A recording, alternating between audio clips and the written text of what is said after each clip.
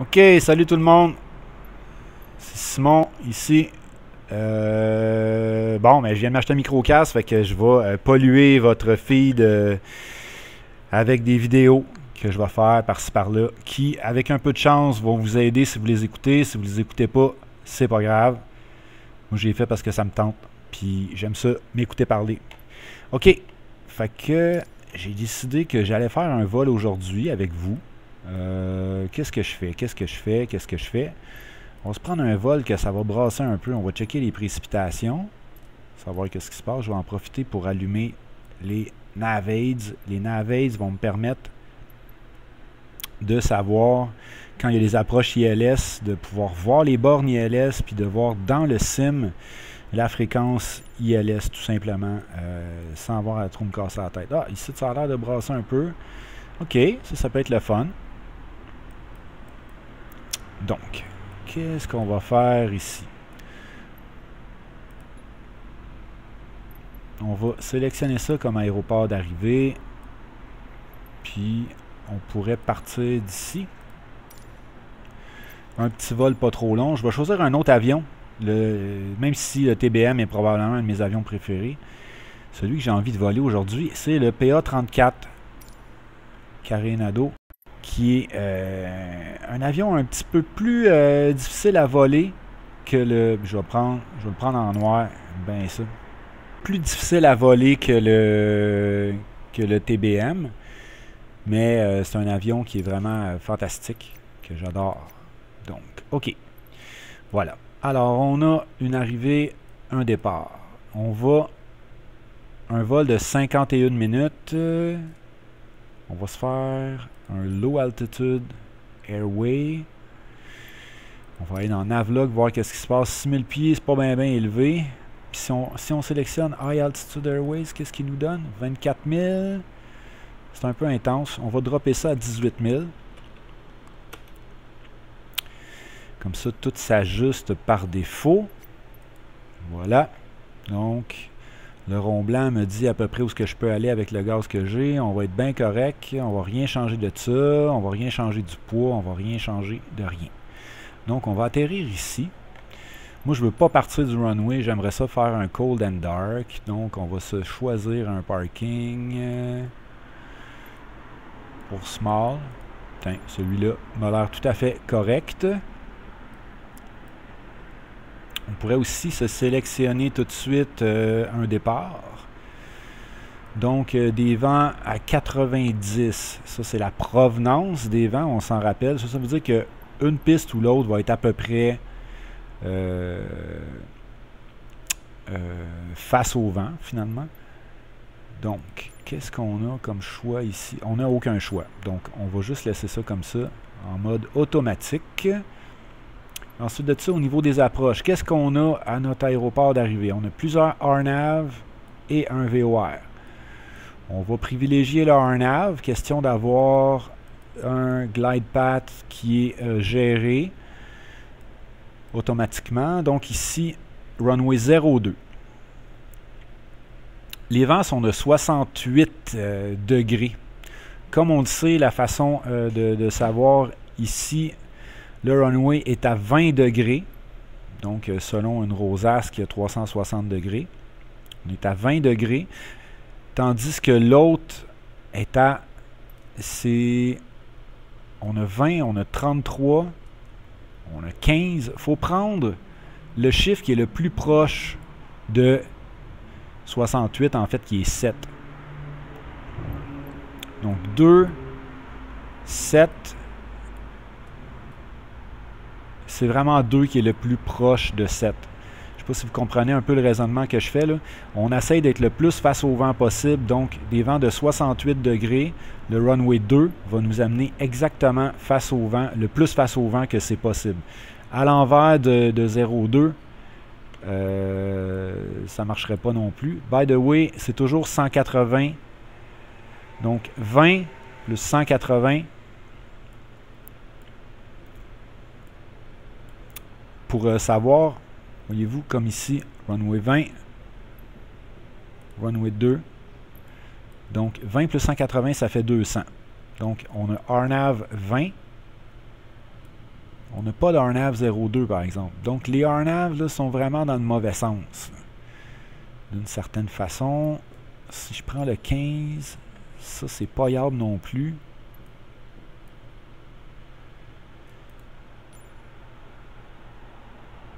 On est comme à l'envers du vent. Mais c'est un nœud, fait qu'on va pas virer fou avec ça. Donc, je pense que je vais juste sélectionner RNAV 15Z. Voilà, qui va être une approche qui va me permettre... Il n'y a pas tant de vent que ça, mais il y a des précipitations. Donc, ça va être la bonne approche pour moi.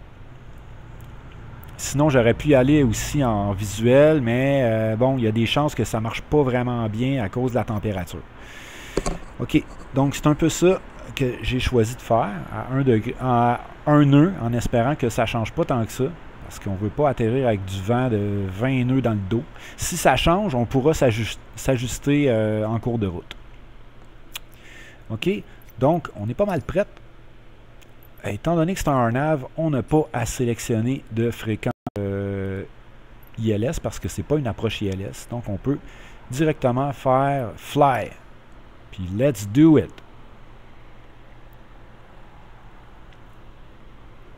Le temps que ça load. Donc on va se faire un démarrage. On va suivre le ATC aussi. Donc on va faire toutes les procédures assistées. J'ai fermé l'intelligence artificielle du logiciel. Parce que ce qui m'intéresse, c'est vraiment faire tout moi-même pour ce vol-là. Donc, ça risque d'être un vol relativement tranquille. Mais pas si tranquille que ça. OK? Donc, le PA-34, c'est un avion que j'aime parce que c'est un peu un hybride entre les Glass Cockpit comme le TBM ou le Cessna 172 Skyhawk, où est-ce qu'il y a vraiment un ordinateur de bord complet avec une map avec un écran qui est vraiment qui est top, que tu peux voir tous les reliefs, les montagnes, tu vois tout ce qui s'en vient, tu vois la piste en avant de toi dans l'écran. Donc par mauvais temps, c'est vraiment agréable de conduire ça. Mais dans le cas présent, on n'aura pas tous ces outils-là. On va en avoir un peu. Il y a comme une map qui est intégrée dans l'avion, mais c'est assez rudimentaire. Donc, allons-y. Ready to fly. On se retrouve à l'intérieur de l'avion. Donc, je rappelle que pour allumer la lampe de poche du pilote, c'est Alt-L, ce qui nous permet de pouvoir préparer notre vol. Bon, moi, dans tous mes avions, je me fais des raccourcis pour les vues du cockpit pour être capable de passer d'une vue à l'autre. Donc, vue pilote, la vue de l'autopilote, etc. On va se débarrasser des yokes parce que on n'en a pas vraiment besoin. On enlève le yoke ici. Donc, voilà. Alors, première étape, on va se donner du courant. On allume les alternateurs, on allume la batterie. Voilà. Donc, première chose de faite. On va aussi allumer tout de suite le position light. Comme ça, les gens savent qu'on est sur le point de faire des manœuvres. Donc, le beacon ici qui se sont mis à flasher. Voilà. Donc, on retourne à l'intérieur. Maintenant, il faut allumer les pompes qui sont ici. On allume celle de gauche, celle de droite. Maintenant, on a des cold flaps qu'on ouvre complètement. Okay? Ces deux cold flaps-là, ils servent lors du take-off et lors du climb. Quand on arrive en cruise, on les ferme. Ça sert à amener plus d'air dans le moteur et avoir une meilleure performance du moteur. Donc, voilà. On serait prêt à procéder à notre démarrage des moteurs. Donc, pour ce faire, propeller 100%. Ici, au niveau de la mixture, on va monter ça à un genre de 17%, question qu'il y ait un peu de gaz dans le intake. Puis, on va y donner un petit peu de throttle aussi. un genre de 17%. Question que ça le fasse monter, que ça réchauffe, qu'on puisse par la suite diminuer ça à plus bas pour qu'on aille une vitesse de idle d'à peu près 1000 RPM quand on va être en train de préparer nos instruments pour décoller. OK, donc ça c'est prêt pour qu'on puisse faire notre démarrage des engines. On allume le boost pump gauche, les deux magnétos et le starter. On regarde, ça se passe, tout va bien. OK, on y en donne un peu plus de gaz, tranquillement. On regarde ça, ça monte. Un peu plus de gaz. On pousse ça. Et voilà. On peut monter ça au maximum. On va laisser le throttle comme ça pour l'instant. Il va tourner un peu plus haut. Ça va permettre à l'huile de réchauffer et de bien être prêt pour notre vol. Même chose pour la droite. Boost pump, magnéto, starter. OK, ça tourne. Plus de gaz. Ça monte tranquillement. Un peu plus de gaz.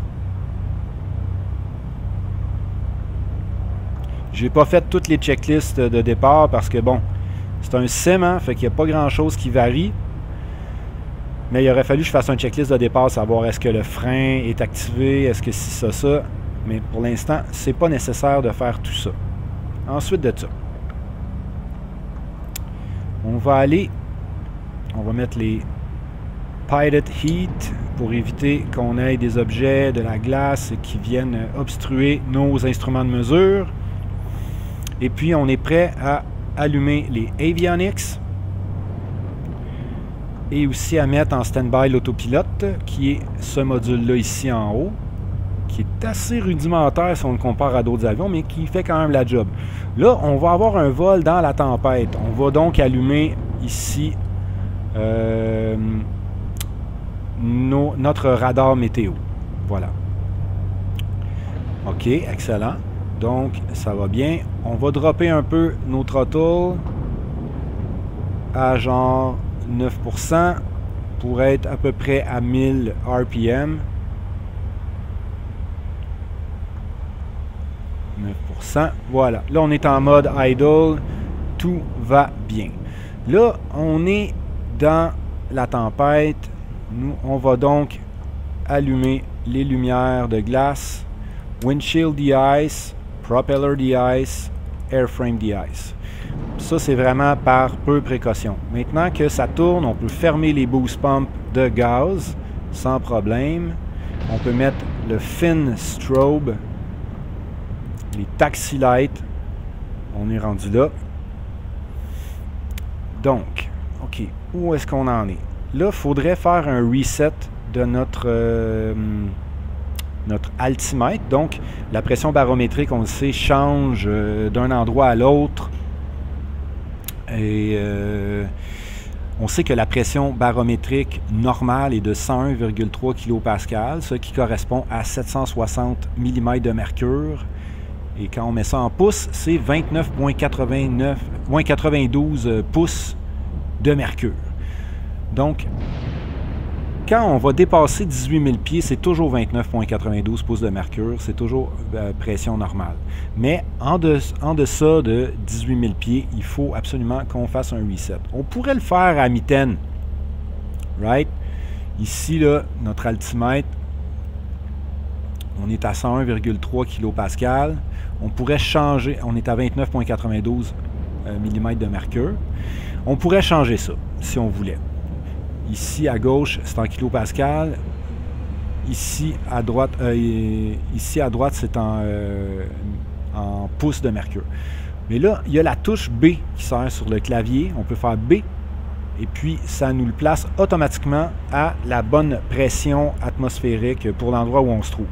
Ça, c'est quelque chose que c'est quand même bon de le faire régulièrement en vol quand on est en dessous de 18 000 pieds pour qu'on ait toujours la bonne pression et puis toujours la bonne mesure de nos altimètres. On va se mettre un petit peu de lumière ici, pas trop parce qu'il est quand même sombre. Un peu plus les avionics, un peu plus de panels, switch en haut ici. On peut peut-être aussi allumer ces lumières-là, mais on va les dimmer parce qu'ils sont trop intenses, sinon on va les laisser juste un petit peu allumés. Voilà, ça va me permettre de faire Alt-L pour fermer ma lampe de poche. Voilà, donc là, on voit quand même assez bien tous les instruments. On serait prêt pour faire un vol avec ça. Notre baromètre est reset. On a notre plan de vol ici. Si je regarde, on a le flight plan. Ici, c'est très rudimentaire. Le Garmin, c'est le UNS 530. C'est assez rudimentaire comme outil, mais ça fonctionne. Ça fonctionne. Donc, première chose à regarder, c'est qu'on est en mode VLOC ici. Donc, il faut changer notre CDI parce qu'on veut vraiment naviguer avec le GPS. Surtout qu'on ne fera même pas d'approche ILS. Si on avait eu une approche ILS à faire, on aurait pu la mettre dans VLOC ici. On aurait mis la fréquence là en appuyant sur le changement comme VLOC. Puis en changeant la fréquence ici, puis en faisant transfert, on aurait pu avoir activé notre fréquence ILS ici. Donc, en changeant notre CDI vers VLOC, on aurait activé à ce moment-là le localizer pour la navigation gauche-droite. Et en faisant approche, on aurait aussi activé notre glide slope. Mais là, comme on a choisi une approche RNAV, tout va se passer avec le GPS. Donc, on n'a pas du tout à se badrer de ça. Voilà. Donc, si on clique sur Flight Plan, on voit notre en route. On peut cliquer ici, puis naviguer à travers les différents waypoints. Et on a notre approche RNAV 15Z. Donc, on a les distances et les distances cumulatives, mais on n'a pas les altitudes. Donc, c'est un peu de la merde, mais le ATC va nous guider à ce niveau-là. J'aurais dû prendre en note dans mon navlog avant de partir les altitudes pour être sûr de me backer si jamais il me laisse tomber. Mais dans tous les cas, je fais confiance à la vie. On est dans un sim, là, fait que ça va. OK, excellent. Donc, on reclique sur Flight Plan pour voir la map. On peut peut-être zoomer out un peu pour savoir, puis avoir une meilleure vue d'ensemble de ce qui s'en vient. Voilà. C'est sûr que cet avion-là va falloir gérer le mixture et le propeller. Mais là, pour l'instant, on a nos outils altimètre, altimètre, le airspeed, vertical speed, notre direction et notre attitude qui est ici. Ici. Donc, on serait prêt à demander à ce moment-là à Bolivar Tower. On tune. On le voit qui est apparu ici. On aurait pu le faire à mitaine. Ça marche aussi. Et on request IFR clearance. Oui. Bien sûr. Yeah. Vas-y. Ben ouais. Oh. 12,000 feet.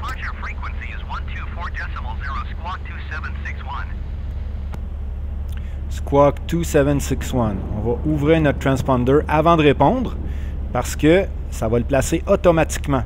Donc, read back. Simple Air 231 cleared to Barcelona Airport as filed. Takeoff runway 07 climb and maintain 12,000 feet. Departure on 124.0 squawk 2761. 2761. Simple Air 231 read back correct. Merci. Contact ground on 121.9. Parfait. Tout va bien à ce niveau-là. Donc, bon, on était déjà à la fréquence, c'est la même fréquence, c'est un petit aéroport. On va demander un taxi IFR. Parfait.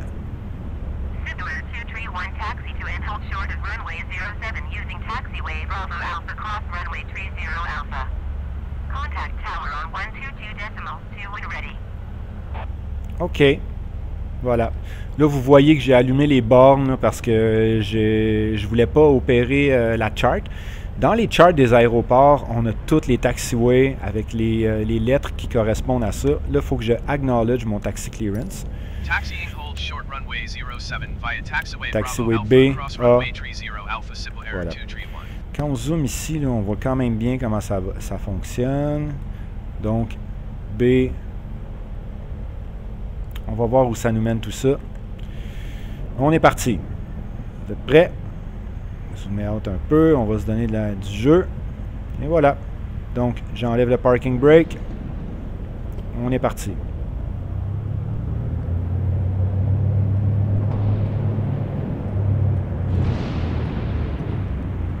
On va aller trop vite.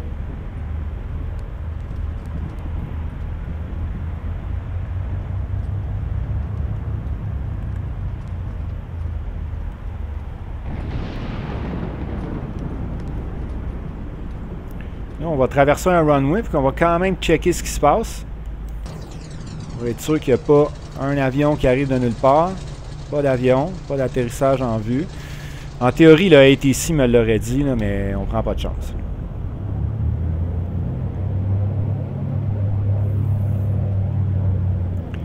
Donc, ça va nous amener directement à la piste de laquelle nous allons décoller.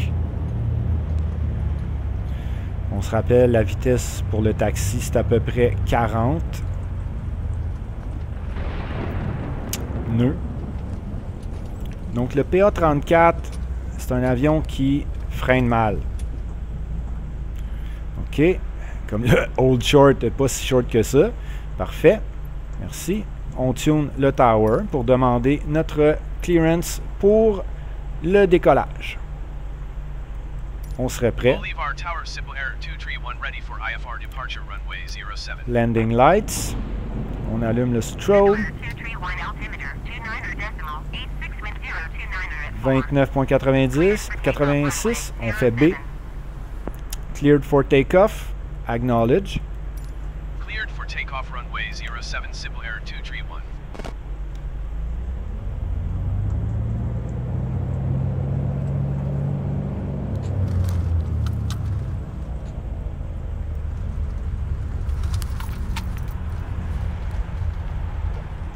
Donc j'ai passé par-dessus les bornes de taxi pour être sûr qu'il s'efface parce que sinon il reste là pendant tout le vol puis c'est vraiment gossant. OK, voilà, on serait prêt. Donc, pour les propellers, je mets toujours le brake avant mon décollage. Après ça, ici, on va se placer un peu notre autopilot. On va se mettre un vertical speed qui monte à, mettons, 1000 pieds par minute. Right? Et puis, on n'allumera pas tout de suite la navigation. Ce qu'on va faire, c'est qu'on va se mettre en mode heading pour suivre notre afin de suivre la piste. Donc on va placer notre heading tout droit, comme ça va nous permettre de gagner de l'altitude avant d'aller chercher notre navigation GPS pour pas qu'il y ait un bank trop intense. Ensuite de ça, au niveau des flaps, ça nous prend des flaps, right? Donc les flaps, 10 degrés pour le décollage, ça fait bien du sens. Voilà. Donc, à ce moment-là, aussitôt que je vais allumer l'autopilote, moi j'ai un bouton sur mon joystick pour ça. Aussitôt que je vais allumer l'autopilote, on va se mettre à monter à 1000 pieds par minute, puis on va suivre un heading. Dans cette version-là d'autopilote, tu ne peux pas dire « rends-toi avec une cible d'altitude ». Tu montes, puis il faut que tu l'arrêtes manuellement. Mais c'est mieux que rien. Donc, on serait prêt. Alors, les parking brakes sont on. Je donne un petit peu de throttle pour réchauffer tout ça. J'enlève le frein. Full throttle.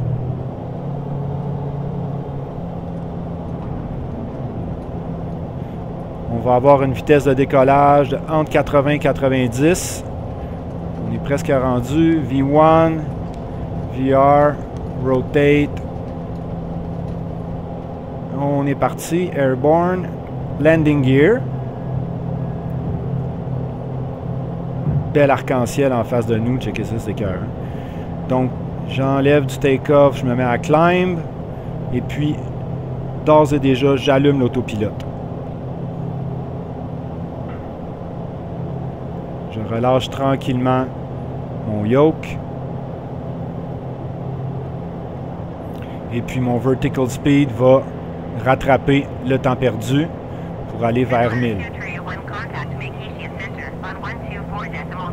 Voilà. Donc, ici, un petit truc intéressant, c'est qu'on peut appuyer sur 1 pour acknowledge. On appuie sur 1 pour tuner. Donc, notre radio a changé. Puis on appuie encore sur 1. Les contacter. Je veux monter à 12 000 pieds. GPS tracking. Zoom out. Là, il faudrait qu'on fasse un bank éventuellement. Là, on est à 1000 quelques pieds. On va quand même se prendre un petit peu d'altitude, mais ce que je vais faire, c'est que je vais faire un premier virage à mitaine ici.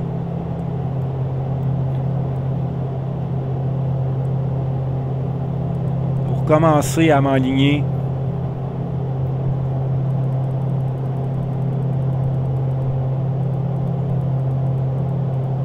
Pendant qu'on prend de l'altitude, je commence à m'aligner avec ma direction à laquelle je veux m'en aller. Voilà. Comme ça. Là, on est rendu à 2000 pieds. Je pense que ça serait le temps d'allumer le nav. Fermez ça. Navigation. Voilà. On va tourner un petit peu plus abruptement. C'est important de bien vérifier ici notre vitesse. D'accord? Là, on est assez haut, on peut fermer les flaps, ce qui va nous permettre d'avoir une plus grande vitesse. Puis, là, il va falloir commencer à penser à notre mixture. Parce que là, plus on monte, moins l'air est dense, ce qui veut dire que si on continue d'envoyer autant d'essence via les injecteurs, on va avoir un problème, puis on va carrément plus être capable de monter après un certain point, puis on brûle trop de gaz pour rien. Donc, à partir de 4000 pieds à peu près, on peut commencer à dropper un petit peu la mixture, mais vraiment graduellement. Donc, on suit notre montée. Là, je commence déjà. On va dropper ça à 91. Notre vitesse est bonne. N'oubliez pas, il y a un effet qui s'appelle l'effet parallaxe. Quand vous travaillez avec des altimètres et des instruments qui ont des aiguilles, puis vous le regardez de côté, c'est peut-être pas la bonne indication que vous lisez. Je vais vous donner un exemple. Si je suis comme ça, voyez-vous, là, ça me montre que c'est un petit peu plus haut que 130, alors que quand je suis droit en face, c'est 130. C'est à cause de l'angle avec lequel on regarde. Donc, il faut faire attention pour lire les instruments. Ici, on est vraiment à 130 alors qu'on dirait qu'on est à plus que 130. Donc, il faut vraiment faire attention avec ça. OK. Donc, notre montée va bien. La vitesse est bonne. On est en train de prendre l'altitude. C'est fantastique. On pourrait prendre un petit peu plus d'éclairage à l'intérieur étant donné qu'on est le jour. La nuit, je mets moins d'éclairage parce que c'est blastant pour rien. Comme ça.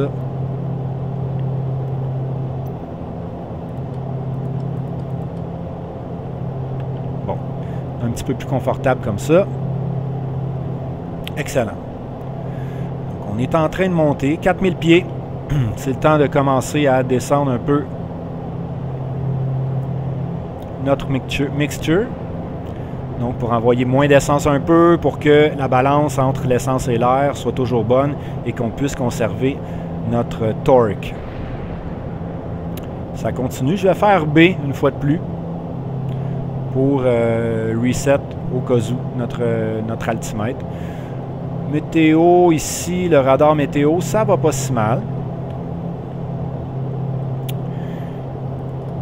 On va se mettre ça un petit peu moins loin, comme ça. On peut regarder en vertical aussi qu'est-ce que ça donne. On commence déjà à être bien au-delà des précipitations, donc c'est une très bonne chose. Voilà, donc ça va relativement bien. On va regarder ici notre carte VFR. On va mettre les ISO lines pour être capable de savoir si on a du relief dans notre chemin. On zoome out, puis on regarde un peu. Ah, là, il y a des montagnes, voyez-vous. Donc, il va falloir faire attention ici quand on va traverser cette zone-là pour aller chercher notre approche ici. Quand on va passer par le checkpoint COM. Ouais, donc, il faut quand même être vigilant à ce niveau-là. De ne pas descendre trop vite. Donc, bien suivre les instructions du ATC. Je pourrais aussi sortir la chart, mais ça ne me tente pas pour ce vol-là. Donc, on va se fier au ATC. Ce qui devrait très bien faire la job. OK. Donc, moi, j'ai pas l'ordi de la mort, là, mais ça fonctionne pareil. Là. Calvaire. Donc, c'est mon tail number. Voilà. 130. On est rendu à 6000 pieds. On monte tranquillement. C'est pas un avion qui peut monter très, très rapidement. Ça. Mais c'est magnifique.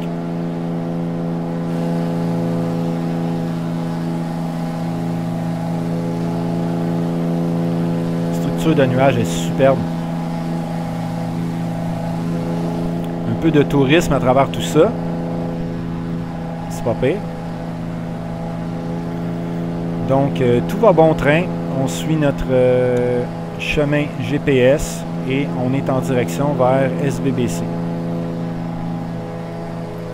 On a déjà commencé à regarder un peu qu'est-ce qui se passe ici.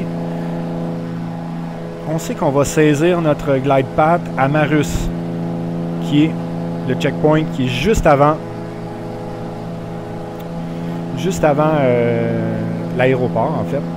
Donc, à Anrak, on va s'enligner. À Marus, on va saisir notre glide path. Donc, il va falloir être à une certaine altitude que j'aurais dû vérifier avant de partir. Mais je vais me fier complètement sur le ATC en espérant qu'ils ne vont pas me chier dans la pelle. Mais, parce qu'on n'a pas les outils dans cet appareil-là pour savoir les altitudes, malheureusement, de chacun des checkpoints. Ça, c'est un petit peu dommage quand même.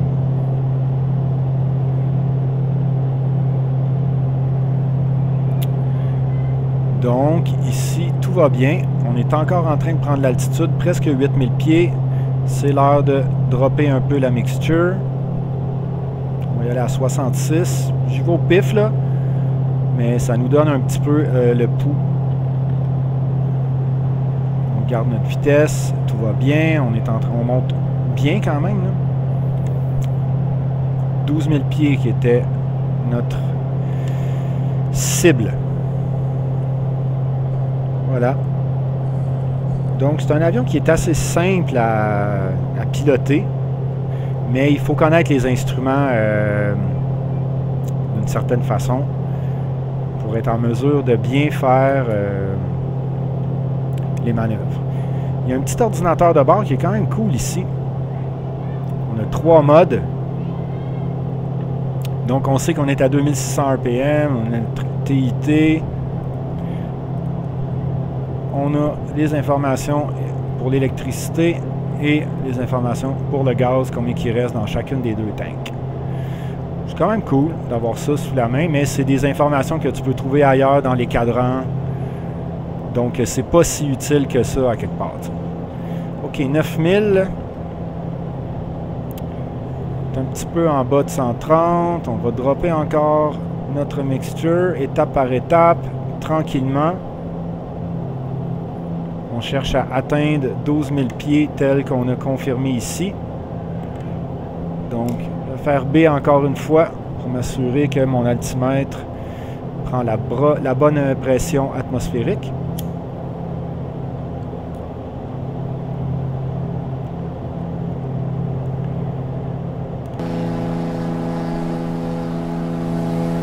C'est quand même des moteurs qui sont assez bruyants. C'est un avion qui a de la gueule, puis j'aime bien, je l'aime cet avion-là en fait. Vous voyez l'intérieur de l'avion un peu.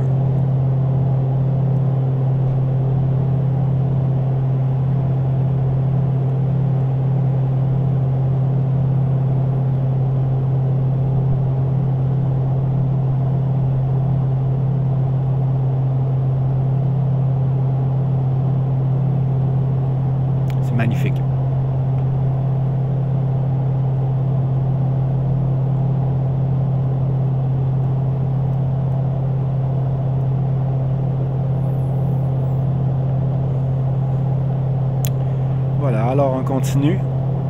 On est rendu à 10 000 pieds. On va dropper encore un peu la mixture. 53. Notre vitesse commence à diminuer un peu. C'est normal. En droppant la mixture, un autre petit shot, 49, on devrait être capable de récupérer cette vitesse-là. Et on va aussi enlever un petit 100 pieds par minute au niveau de notre vertical speed. Pour être certain de conserver une vitesse qui est descente, montée, enfin.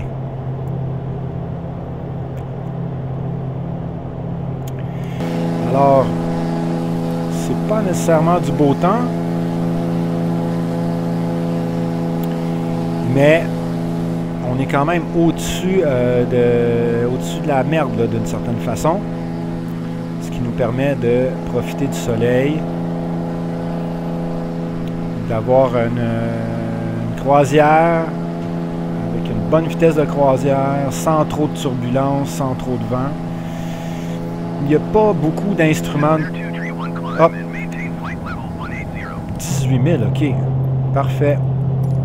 On va y aller, bébé. On continue notre ascension vers 18 000 pieds. Là, à ce moment-là, rendu à 18 000 pieds, là, on n'a presque plus de gaz dans la mixture.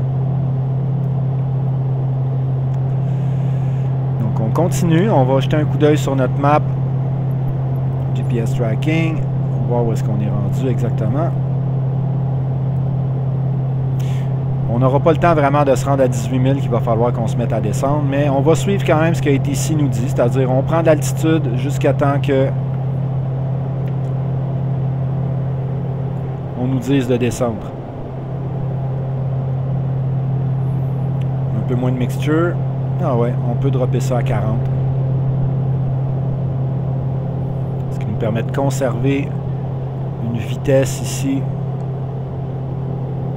et d'avoir une efficacité au niveau des moteurs. Bon, ce vol-là n'est pas très long, ce qui veut dire qu'on n'aura pas vraiment, on va pas tant que ça atteindre un palier et en fait utiliser le propeller pour conserver notre vitesse et dropper le RPM comme on ferait en temps normal avec le propeller, parce que quand on est en climb, on laisse le propeller à 100%. Le propeller, c'est l'angle des hélices, donc un petit peu comme... ça fonctionne comme des vitesses sur une voiture. 100%, c'est comme la première. Puis plus que tu diminues le propeller, c'est comme si tu augmentais les vitesses sur ta voiture. Donc, ça te permet d'être sur l'autoroute puis de ne pas être à 15 000 tours minute pour essayer de rouler à 90. Donc, c'est pour ça qu'on a des vitesses 2, 3, 4, 5. C'est exactement le même principe. Mais évidemment que si tu essaies de monter une côte en 5e à partir de 0, ça ne marchera pas bien bien. C'est le même principe pour les avions. Donc, on est rendu à 14 000. Je pense qu'on peut dropper à 36 au niveau de la mixture. Et on continue notre ascension. Avec un peu de chance, on va passer un peu de temps à 18 000 pieds. J'aurais pu choisir dans mon navlog une altitude qui était plus basse, ce qui m'aurait permis de monter juste au-dessus de la température puis de rester là. Mais bon, c'est correct aussi de le faire comme ça. C'est juste que j'avais pas fait le lien que c'était aussi proche que ça. Plus souvent qu'autrement, je fais des vols qui durent un peu plus longtemps que ça. Ce qui me permet de vraiment m'installer à une altitude de croisière puis de me mettre en mode économie d'énergie. Ça ne sera pas un vol qui va être très économe au niveau de l'essence, mais ça va faire la job. 16 000, on sent ici qu'on est encore en train de perdre un peu de vitesse. Donc, on va dropper ça encore, une petite coche à 32.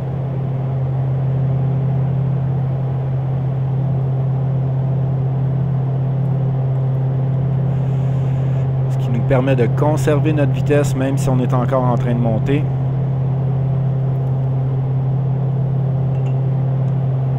OK. On s'approche du checkpoint SOM. Tranquillement. Magnifique. Beau nuage. C'est superbe. Bon, moi, j'ai pas l'ordi de la mort non plus, ce qui fait que je pousse pas tant que ça les graphiques. Là. Je sais que vous autres, vous avez tous des ordis avec des cartes vidéo de la Muerte. Moi, c'est une GTX 1060, donc j'essaie de pas trop y donner la vie dure.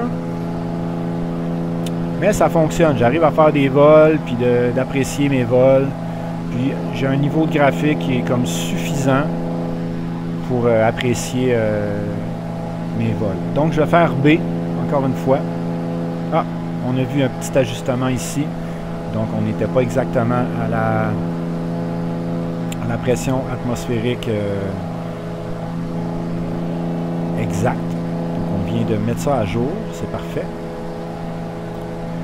Voilà, donc c'est un avion qui est relativement simple à voler. L'autopilote est simple à contrôler aussi.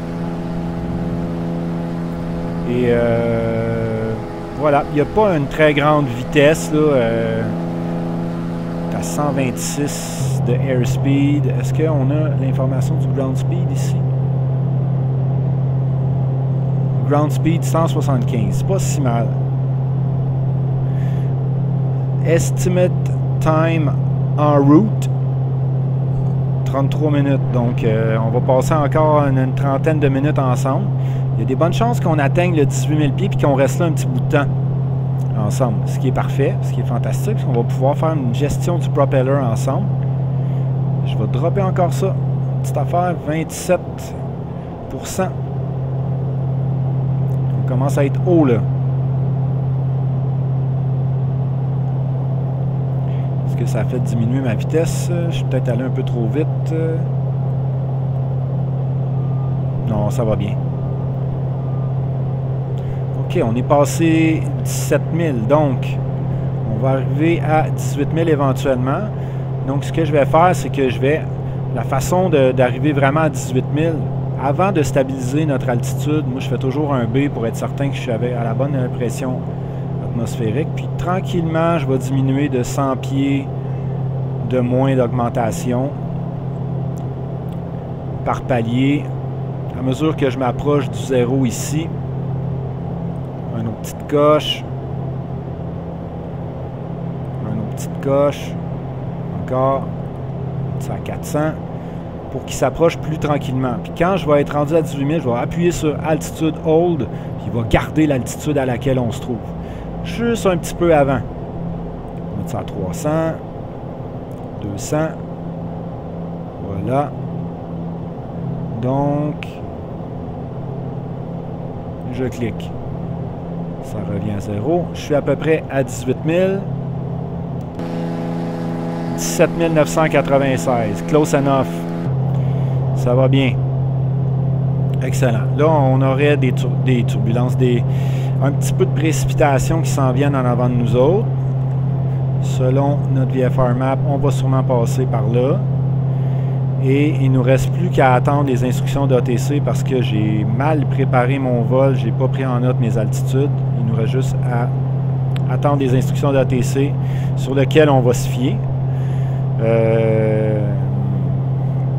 pour gérer notre descente.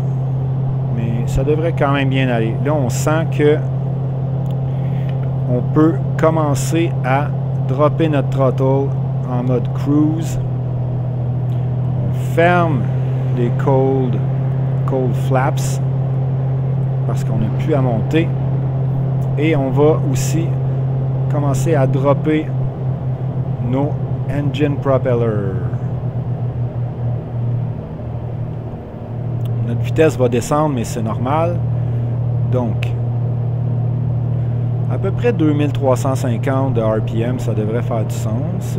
2390, c'est cool. On peut dropper un petit peu le propeller encore. Ça devrait nous donner une vitesse entre 120 et 130 je peux donner un petit peu plus de throttle.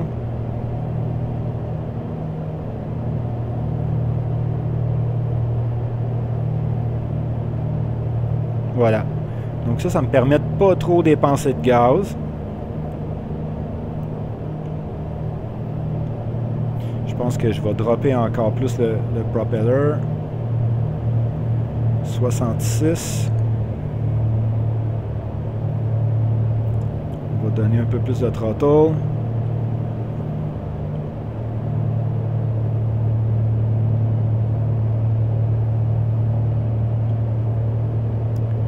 Voilà. Donc, on est presque à 130 de vitesse avec un RPM à 2280. C'est fantastique. Monter un peu le throttle. 2310. C'est fantastique. Donc, on a une bonne vitesse. Voyez-vous, descendre le propeller, ça nous a vraiment permis d'avoir une vitesse supérieure sans consommer plus d'essence. Donc, avec un RPM qui est plus petit. C'est ça la beauté du propeller. Donc,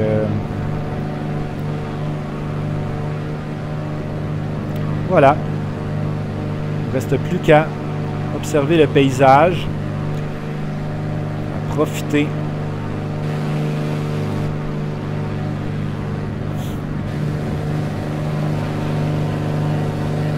Profiter des plans de caméra qui sont disponibles ici.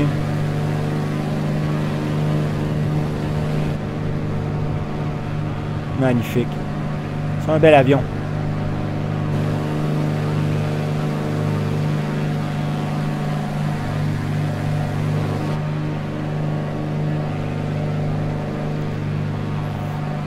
Superbe.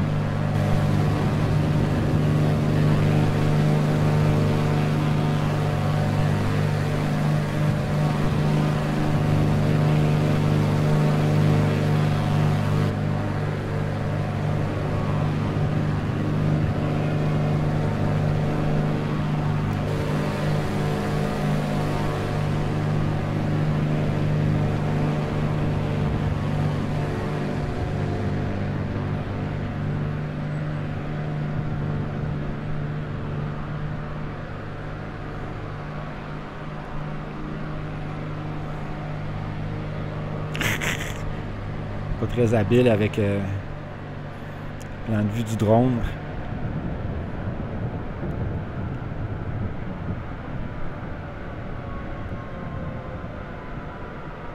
Magnifique. Désolé pour les sons ambiants. J'habite sur la rue Iberville. Il y a vraiment beaucoup de trafic ici.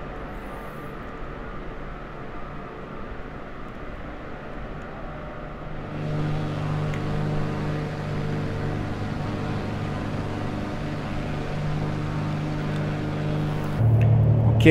Bon, qu'est-ce qui se passe? Vitesse, c'est excellent. On est rendu à 140.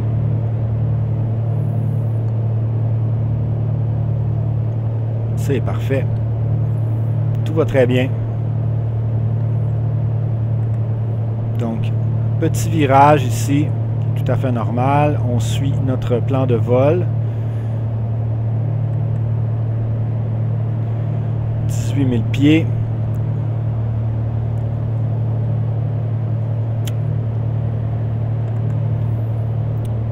SVBC. Je vais quand même, par curiosité, utiliser mon deuxième ordinateur. SVBC. Voir si je pourrais pas trouver. Ben oui, Jeppesen a ces charts-là. Donc, je vais vérifier quelques items, juste pour être certain. Donc, VORDME, moi, c'était un RNAV, hein, si je me rappelle bien.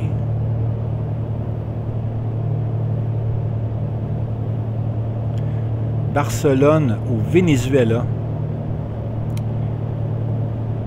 Donc,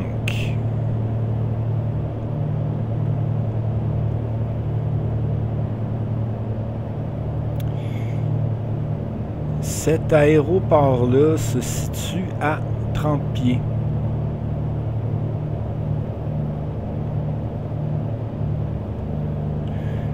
c'est quand même une information que j'aurais voulu avoir, que j'aurais dû prendre en note dès le départ. Donc, à 30 pieds d'altitude, ça veut dire qu'il faut descendre presque au complet. On a le temps en masse, parce que là, si je regarde au niveau des distances,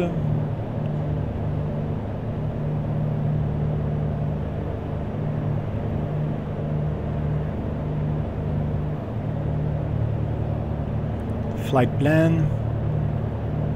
157, 196,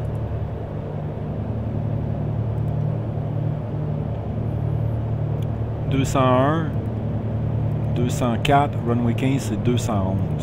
Ça c'est cumulatif, right? Puis on a la distance entre chacun de ces waypoints-là. Fait que là, on arrive à Osamo bientôt. Osamo, on est à 30 000 nautiques de Osamo, donc on a le temps. Ensuite de ça, on va avoir 24 000 nautiques, 38 000 nautiques. On a vraiment beaucoup de temps, en fait. C'est fantastique. Donc, c'est cool qu'on ait monté. Ah, voyez-vous, là, on dirait qu'on est plus bas que 18 000 pieds. Si je fais B, ça l'ajuste un petit peu. On va peut-être ajuster un peu de façon micrométrique mon altitude pour aller vraiment chercher 18 000 pieds.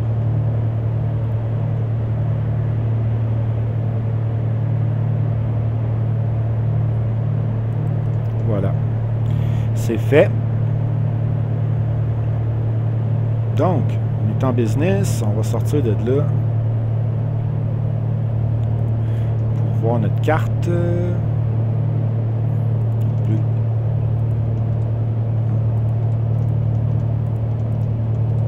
Donner un peu de vision ici, la carte à l'intérieur, parce qu'on a toujours notre carte VFR Map qui est là, qu'on a sous les doigts. Donc, vous savez, c'est des avions qui vont pas très vite si on compare ça à des jetliners. Moi, je vole souvent des Airbus 330, le Boeing 787, des 747, etc. Ces avions-là vont tellement vite comparativement à la vitesse qu'on a en ce moment. On parle des 500 nœuds en ground speed. C'est sûr que c'est pas la même game. Donc, les distances sont parcourues beaucoup moins rapidement. N'empêche que c'est magnifique.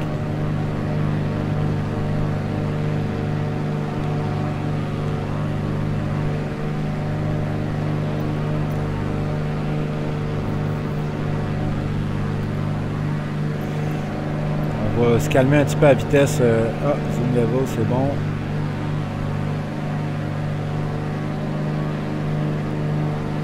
Bon. On va se faire des plans comme ça, là.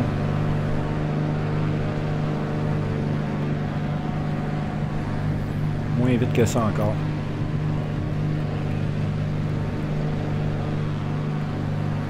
Zéro trop bas. Oh, juste comme je commençais à m'amuser. Franchement, être ici, t'es un casseux de party. OK, acknowledge. Merci. Voilà, donc c'est le même principe. Vertical speed. On descend. Évidemment, quand on descend, on drop le throttle.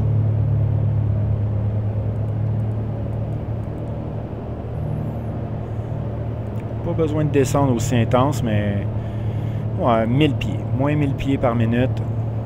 Comme ça. On garde un œil sur notre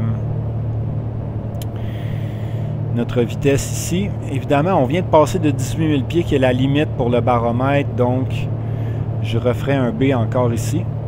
Effectivement, il y avait un petit offset qu'on vient de corriger à l'instant. Donc, c'est parfait. Moi, je fais ça de façon obsessive, appuyé sur B, parce que je veux que mes instruments soient toujours le plus précis possible.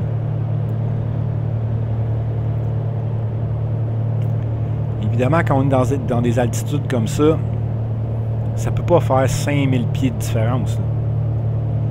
Mais ça peut faire quelques centaines de pieds de différence. Quand tu es dans des zones où tu as des élévations puis tout, puis il faut vraiment que tu sois précisément à telle altitude, tu peux pas niaiser avec ça. Il faut que ton altimètre, que la pression barométrique soit parfaitement alignée avec la réalité. Donc c'est un peu ça. Alors on est déjà en train d'amorcer notre descente. Ça fait quand même du sens. On se prépare tranquillement. Là, il y a quelque chose que j'ai pas fait tantôt. J'ai allumé mes landing lights. On va mettre ça à pause. J'aurais dû faire ça tantôt, mais sans égard à tout ça. Tout va bien là. Tout va bien. C'est pas très grave que j'ai laissé mes landing lights allumés tout le long du voyage. Je vais les rallumer dans pas long. Mais pour l'instant, on va commencer par faire notre descente. Voilà. Donc, on est à 16 000 pieds et ça continue de descendre. Altimètre ici. Vertical speed, moins 1000. On surveille notre vitesse. Je pourrais dropper encore le throttle un peu. Et là, éventuellement, afin de ralentir, le principe est de remettre les propellers à 100% ou à peu près. Là, on peut faire un bout comme ça, là, mais éventuellement, on va vouloir remettre les propellers à 100% et aussi la mixture à 100%. Si je fais ça en ce moment, si je remets la mixture à 100%, mes moteurs vont choquer. Mes deux moteurs vont s'éteindre. Donc, on ne fait pas ça. On le fait graduellement.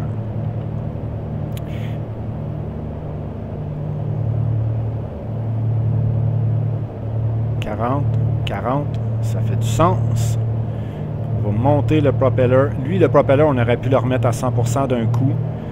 Mais là, pour l'instant, c'est bien cool comme ça. Étape par étape, graduellement. Un peu comme quand on fait notre montée. Voyez-vous que ça a eu un impact ici sur la vitesse, automatiquement. Parce que le propeller fait ce qu'on appelle le windmill effect quand c'est fermé, mais quand c'est pas fermé aussi. C'est-à-dire qu'il va ralentir l'avion parce qu'il se trouve à être perpendiculaire à l'air qui passe. Plutôt que d'être parallèle à l'air qui passe.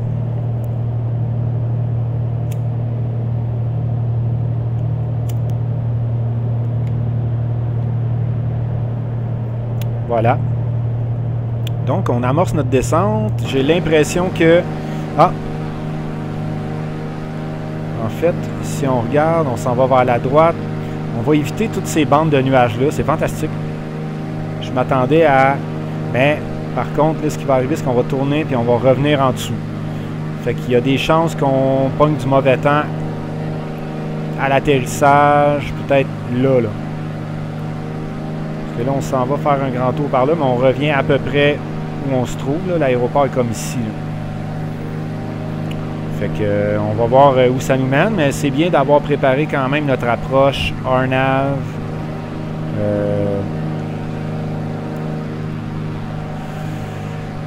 Afin d'être en mesure de bien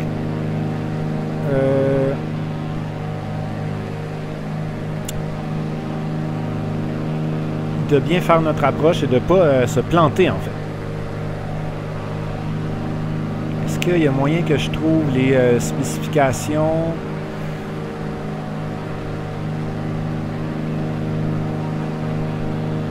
OK. Comme ça.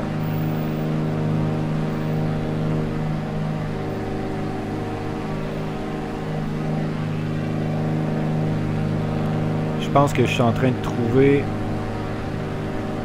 VOR DME Runway 15. Ah oui, c'est ici. J'ai trouvé, donc c'est à 1400 pieds.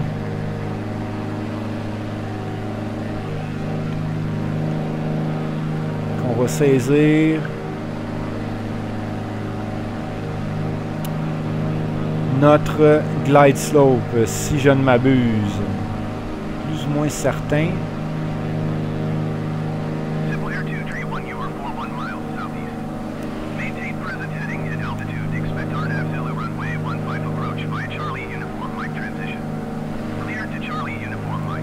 Parfait. Acknowledge, assigned. Maintain present heading and altitude. Expect RNAV Zulu runway 15 approach via Charlie Uniform Mike transition. Clear to Good. Charlie Uniform Mike Civil Air On est prêt. 231. Ah, il est ici, là, un nav.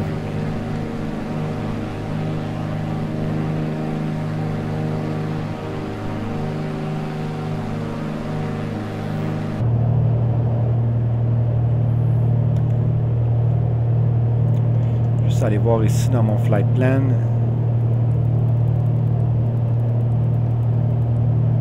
Runway 15. Parfait. Donc,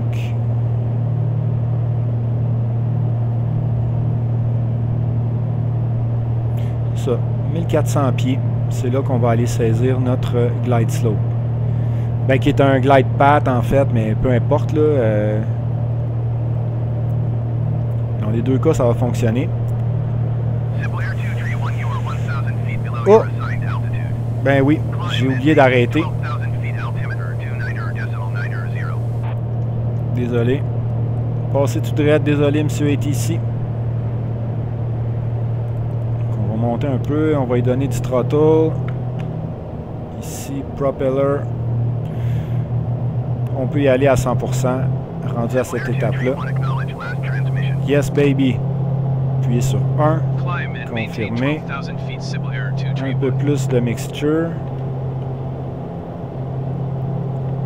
On va retourner à 12 000 feet juste pour le rendre heureux parce qu'en bout de ligne, ça n'aurait vraiment rien changé. Mais bon, on veut quand même faire les choses dans le bon ordre. Je suis désolé. OK.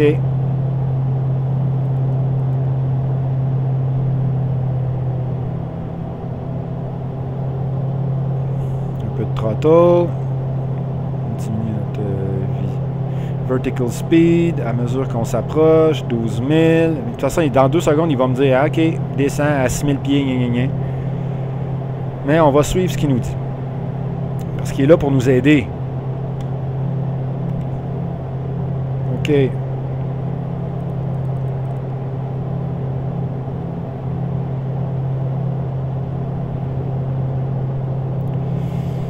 B. Altitude hold. Close enough. Ça va bien.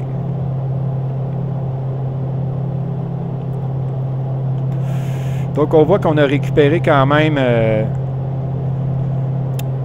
RPM qui est beaucoup plus élevé que tantôt. Là, on est à 2600 de RPM. C'est correct, c'est encore dans les balises. C'est un petit peu élevé, mais pas tant que ça. Là. Si on regarde ici, bon, on est quasiment dans le rouge. Là. Dropper le throttle un peu, juste pour y donner un petit break.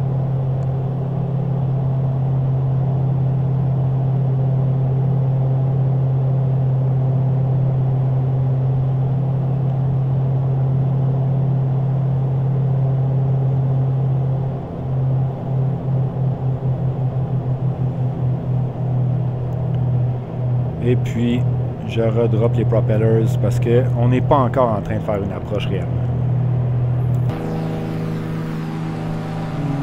C'est gros du... j'y vais au feeling, là. On s'entend, là. Je suis pas un aviateur chevronné, moi, là. Fait que je le fais vraiment au pif. Puis ça fonctionne très bien. Mais j'ai compris les concepts, par exemple. C'est bien étudié.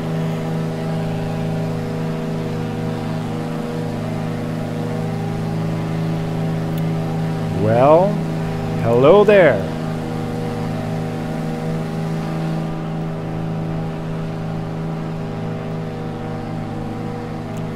Il n'y a pas beaucoup de population ici. Mais ça demeure magnifique. Là, si je comprends bien, les montagnes qui sont en face, on va passer par-dessus. Donc, je pense que je peux me gâter, puis...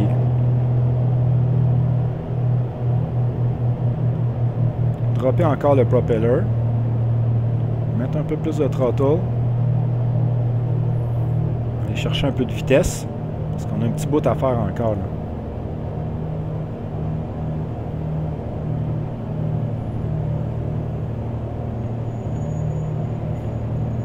Ouais, c'est parfait ça. 12 000, on va faire un petit B.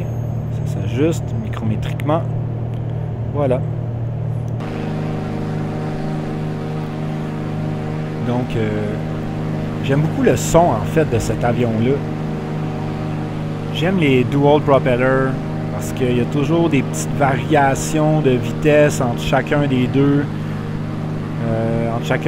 Moteurs. Puis, mettons que je droppe un peu le 2. Moi, je trouve ça cool.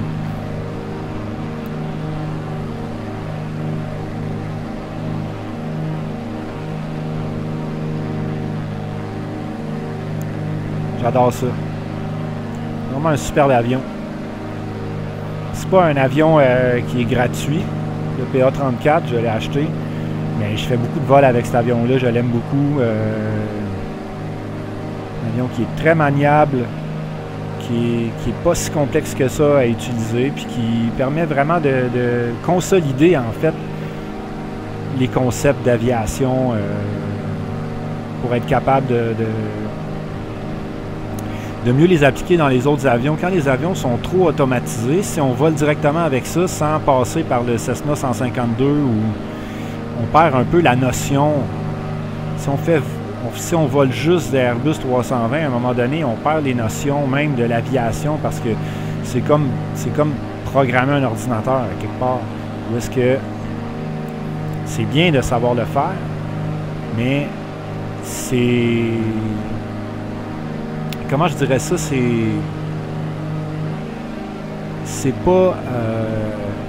pas la vérité si on n'est pas capable d'appliquer les concepts d'aviation, d'aéronautique. Puis être en mesure aussi de réagir à toutes sortes de situations. Là, je pense qu'il n'y a aucun pilote de jetliner qui serait incapable d'atterrir un avion manuellement sans aucun instrument. Donc ça, pour moi, c'est vraiment important d'être en mesure de le faire, de voler toutes sortes de types d'avions pour être capable de comprendre toute la navigation, puis comment les moteurs réagissent, c'est quoi les principes en arrière de tout ça. Dans la vraie vie, les pilotes, la plupart du temps, vont voler souvent le même avion. Ils se spécialisent là-dedans, puis ils n'ont jamais de surprise, ils sont toujours vraiment en parfait contrôle. Puis c'est préférable que ça fonctionne comme ça. Nous autres, dans le simulateur, évidemment, on change d'un avion à l'autre. Dans la vie de tous les jours, c'est rare. Moi, j'ai un coloc, sa fille est pilote dans la vie. Elle conduit un Dash 8, toujours. Elle travaille pour Air Inuit. Elle fait l'avion ambulance, entre autres. Dans le Grand Nord. Puis elle est toujours sur le Dash 8. Donc, devenue spécialiste du Dash 8, ce qui fait qu'il n'y a jamais de surprise. Elle a tellement fait de vols sur cet avion-là qu'elle est toujours en parfait contrôle de ce qui se passe, puis sont capables de réagir rapidement. Le crew dans l'avion sont toujours capables de faire face à n'importe quelle situation. Donc, ça, c'est vraiment important. Et puis, c'est des choses que j'essaie d'appliquer. Des fois, je peux passer une dizaine de vols avec toujours le même avion. Mais, bon, on a tellement d'options dans le simulateur que rapidement, on va changer puis se retrouver à voler un avion, puis un autre avion, puis un autre affaire. Puis là, tu downloads de quoi, tu l'installes, puis là, tu l'essayes, puis là, tu te mets à aimer ça. Puis là, un autre avion que tu n'aimes pas, que tu voles moins. Mais bon, dans tous les cas, c'est bien de répéter. Quand on commence à aimer un avion, de répéter, de faire plusieurs vols avec le même avion pour vraiment comprendre tous les petits détails de chaque avion. Faire B encore une fois, micro-ajustement encore. Et on est en train de s'installer tranquillement pour faire notre approche. Ça va être très smooth cette approche-là, j'ai l'impression finalement. Donc, à noter que le PA-34 n'a pas de speed brakes et de spoilers, ce qui veut dire que faire une descente abrupte, c'est un petit peu compliqué. Parce qu'on sait que les spoilers et les speed brakes, ça sert beaucoup à faire des descentes sans accélérer finalement. Donc une descente plus abrupte à 5000 pieds par minute, 4500, 5000 pieds par minute, mais sans piquer du nez. Donc c'est un peu ça l'idée. Bon, beaucoup de petits avions n'ont pas de spoilers. Et c'est bien correct comme ça. C'est même souvent c'est juste les jet planes qui ont des spoilers comme ça. Mais dans tous les cas, c'est pas grave parce qu'on va pas vite. Donc la vitesse étant plus basse, on a moins besoin d'avoir de spoilers pour diminuer notre vitesse puis faire une descente en même temps. Parce que c'est très contradictoire de ralentir et descendre en même temps. C'est comme quelque chose, c'est une information qui est contradictoire pour un avion. En général, c'est mieux de ralentir avant de descendre. Afin d'éviter cette contradiction-là. Parce que quand on descend, on gagne la vitesse. C'est difficile pour un avion de garder une vitesse basse et aussi de diminuer l'altitude. C'est pour ça que dans les avions comme les Airbus 320, 330 ou les Boeing, toutes les séries de jets, les citations, longitude, etc., c'est contradictoire de donner les deux instructions en même temps quand on parle des auto-throttle où est-ce qu'on gère une vitesse. Si on dit dépasse pas 220 mais qu'on est déjà à 250 puis qu'on lui dit de descendre en même temps, il ne pourra pas le faire. Il va commencer par diminuer sa vitesse, puis quand la vitesse va être assez basse, il va commencer à descendre. Donc, pour les plus petits avions qui ne vont pas vite, c'est vraiment plus facile à gérer. Mais c'est une information qui est importante à garder en tête. OK, donc, c'est bien qu'on ait suivi ce que ATC nous dit, parce qu'il y a quand même des montagnes ici. On est bien au-delà de l'altitude de ces montagnes-là. C'est magnifique. Bon. Là, il y a des éclairs bizarres dans Microsoft Flight Simulator. Je ne sais pas si vous avez sûrement remarqué ça. Il y a des éclairs qui sont comme à des endroits étranges. Des fois, il n'y a même pas de nuages, il ne se passe rien, mais juste à cause que dans le mapping, il y a une météo orageuse, donc ils mettent des éclairs un petit peu random qui apparaissent dans des drôles. Comme là, celui-là, il était cool. Lui, ça c'était réel. Il y a d'autres éclairs que des fois, il n'y a pas de nuages, puis là, tu as un éclair. Des fois, ça me dérange un peu. J'espère que ça va être amélioré dans les prochains updates. Voilà. Donc, là, on a comme une genre de un trou entre deux strates de nuages. Apparemment, c'est là qu'on se dirige. C'est fantastique. On est juste à la bonne hauteur pour passer en sandwich entre les deux strates de nuages. Là où les éclairs, en fait, vont s'échanger de l'électricité entre les deux couches de nuages. On va voir ce que ça donne. Espérez pas être frappé par un éclair. Oh, il y a un petit peu de turbulence là, qui nous arrive d'en face. On remarque ici que mon altitude a changé. Elle n'a pas changé. Si je fais B... Ah oui, elle a changé. Donc là, ici... Mon avion est en train de s'ajuster. Il y a toutes sortes de turbulences qui viennent altérer le cours des choses. On va pas s'en faire avec ça. On va faire face à la réalité. Oh, ça a l'air de brasser, là. C'est ça qui se passe, hein? Magnifique. C'est superbe. Ouh, ça brasse! Aïe, aïe, aïe, aïe, aïe.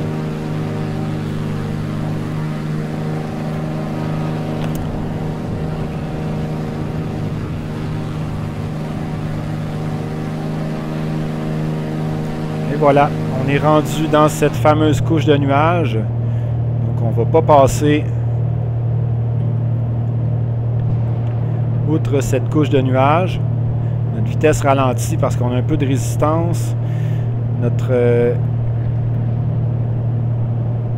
Python est allumé. Nos de-icing, c'est allumé ça aussi? Oui, tout est allumé, donc ça va bien à ce niveau-là. C'était juste un petit nuage à passer. On est encore dans le trou. C'est magnifique. Magnifique. C'est vraiment superbe. Il faut quand même féliciter le travail de Asobo et de Microsoft. Je veux dire, la modélisation qui a été faite dans ce simulateur-là, c'est quand même extrêmement réussi. Je sais qu'il y a des gens qui font de la simulation de vol depuis vraiment beaucoup de temps. Moi, c'est tout nouveau pour moi. J'ai downloadé Flight Simulator en janvier. Là, on est fin juillet, là, 2021. Moi, j'ai downloadé ça en janvier. J'ai essayé de jouer avec mon clavier. Je me suis pété la tête dans le mur. Ça ne marchait pas pantoute. Finalement, j'ai fini par acheter le TCA Airbus de Thrustmaster parce que je me suis tanné puis ça a changé ma vie. C'est comme, enfin, je peux contrôler l'avion. Puis aussi, c'est que quand tu n'as aucune connaissance, là, tu veux juste voler alentour de même. Flight Simulator, c'est un jeu qui est difficile pour ça. C'est un jeu qui est relativement technique. Donc, c'est quand même normal d'avoir de la difficulté au début. Donc, c'est pas obligatoire, évidemment, d'avoir le throttle et le yoke, mais ça aide énormément à vraiment se mettre dans la peau d'un pilote pour être capable de faire des vols adéquatement. Donc le PA-34 ici, qui fait un travail exceptionnel. Il vole sans compromis. Il vous amène du point A au point B. C'est magnifique, le coucher de soleil. Donc, ça brasse beaucoup, hein? En ce moment, j'ai le live traffic et le live weather d'allumé. Donc, c'est à peu près cette température-là qu'on a au Venezuela en ce moment. On arrive à Barcelone tranquillement, pas vite. On se souvient qu'on va saisir le glide path à 1400 pieds. Et c'est un 1400 pieds d'altitude par rapport au niveau de la mer et non d'altitude relative. Je sais que je suis en bas de mon 12 000 pieds, mais pour l'instant, la tour de contrôle n'a pas fait chier avec ça. Donc, ça va conserver ça. On est bien au-delà des montagnes et ça devrait être très cool. J'ai une information pour le VOR précédent ici qui est à 12 000 nautiques. Celui qui précède notre saisie d'être à 4 000 pieds à peu près. Si on fait une approche avec un base leg, ce qui n'est pas mon cas.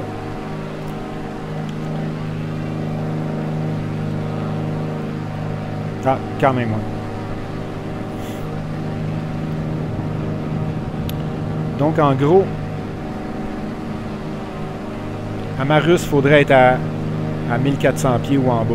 Ça se pourrait que, étant donné que c'est au-dessus de la mer, je sois un peu plus bas que ça pour être certain de capturer mon glide path. Et la raison étant que les instruments de vol sont quand même assez rudimentaires. Donc, j'ai aucune indication par rapport à où est rendu mon glide path par rapport à ma propre altitude.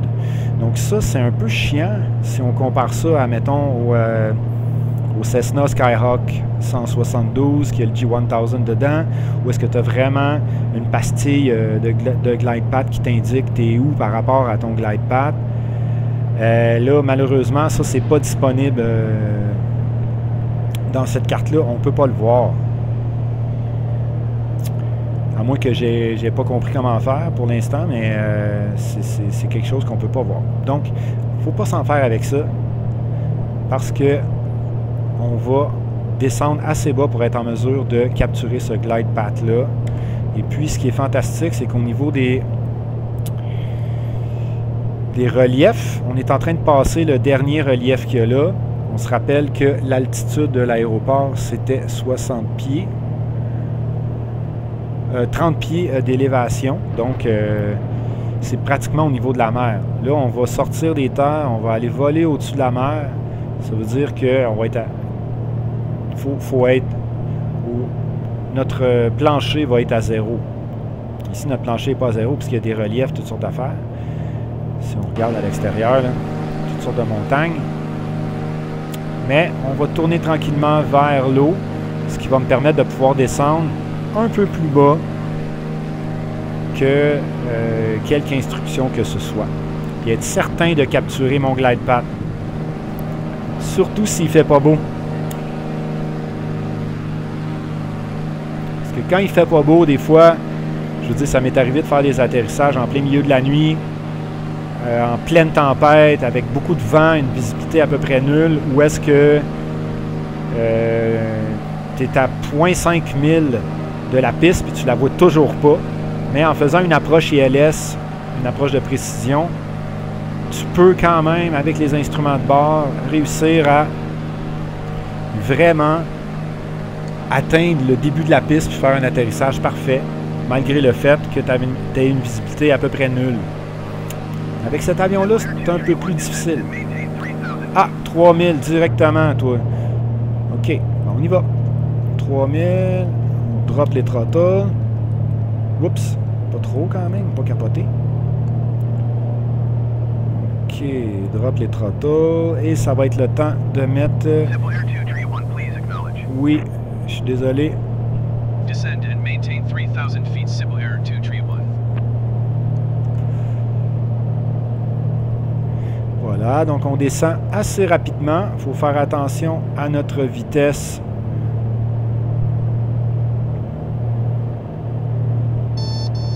Diminuer les throttles, pas trop. On est encore dans le vert, ça va bien. L'idée, c'est qu'on veut quand même atteindre notre 3000 assez rapidement parce que... Ah, on a du temps en fait. Je suis pas trop stressé. J'ai pas à descendre aussi rapidement que ça. Peut-être me mettre un 1500 à la place. Ce qui est quand même assez steep comme descente, mais qui va permettre d'atteindre en fait mon 4000 à Bogam. Pour... en fait, il faudrait que je l'atteigne un peu avant pour aller chercher mon 1400 à Anrak. Puis peut-être aller chercher 1300 juste avant ma russe pour être en moyen de capturer ce glide path-là sans passer tout droit. À ce point-ci, je vais faire encore B. On voit qu'il y a eu un autre petit changement dans l'altimètre. 9000, on peut commencer à augmenter un peu plus mon mixture, pas trop. On va se mettre à 57%. On est à 100%. Ah, on va mettre le propeller à 100% aussi. Puisqu'on est en descente. Vous voyez que ça a quand même créé un drag important au niveau de la vitesse. Donc, c'est ce qu'on cherche. Contrôler notre vitesse le plus possible pour avoir une descente qui est réaliste, qui nous permet d'atteindre nos cibles. Voilà. Donc, on a le temps en masse parce que là, si je regarde la distance avec Bogam, on est à 37 000 nautiques. C'est quand même loin. Donc, on n'a pas à descendre aussi intense que ça. C'est quoi qui se passe avec notre vertical speed, là? Ah ouais, 1500. C'est ça que j'ai demandé. On va y aller un peu moins intense.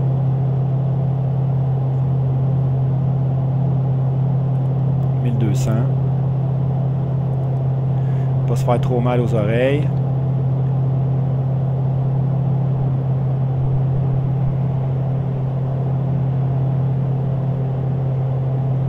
Bon, j'ai laissé mes taxi lights tout le long.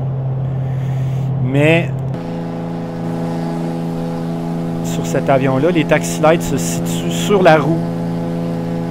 Donc, c'est juste quand on va sortir le landing gear. Je peux même vous donner un exemple si vous voulez.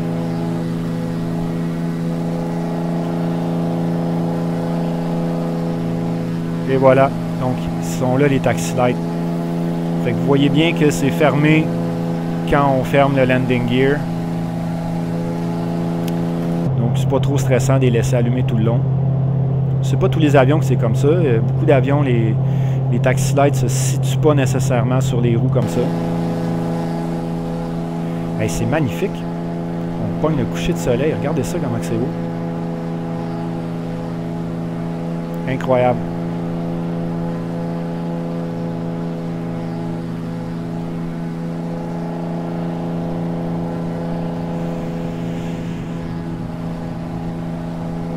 Magnifique. Garder un œil sur notre altitude. Je laisse le... Ça, on peut les masquer, là, ces instruments de vol-là, quand on est en mode extérieur.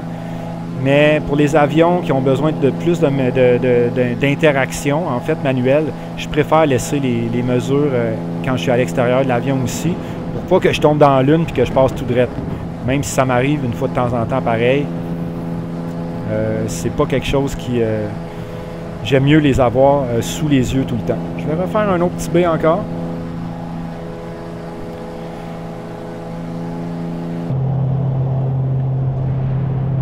OK, ça y est, on tombe dans l'œil du dragon. Excellent, notre vitesse est bonne. Les throttles sont presque fermés. Propeller à 100%. Mixture, on peut augmenter ça encore plus. On va pousser ça à 80 quelques.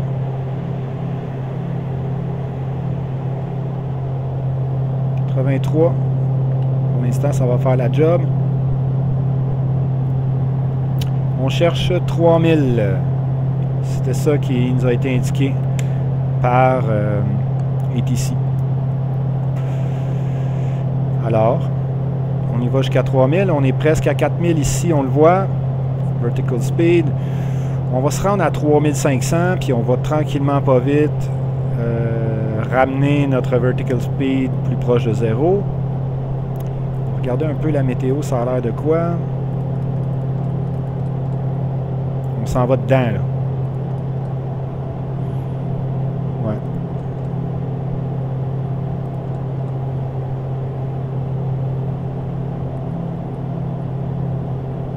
C'est OK.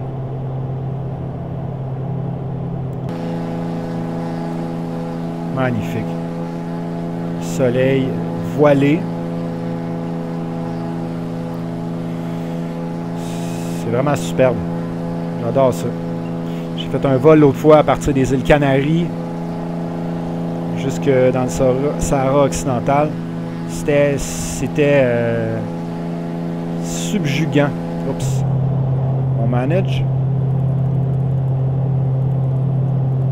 Pas trop vite la descente. 400, on va le laisser se stabiliser. Voilà, on approche tranquillement.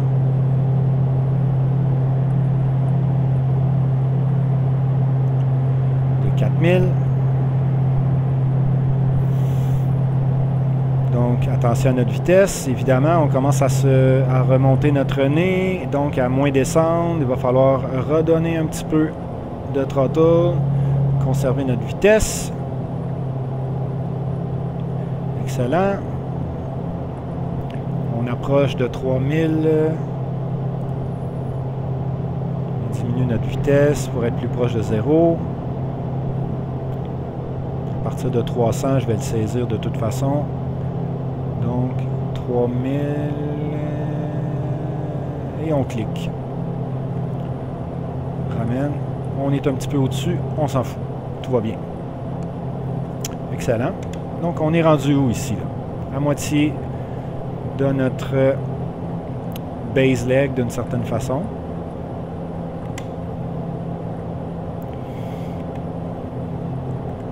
Excellent. Oh! Wow! Voyons donc, c'est magnifique. Incroyable. J'adore.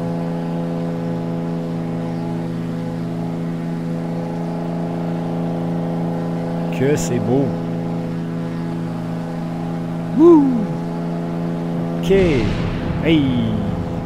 Ça cogne fort, hein, quand même. Là, on est en dessous des nuages, fait que notre approche devrait pas être trop difficile.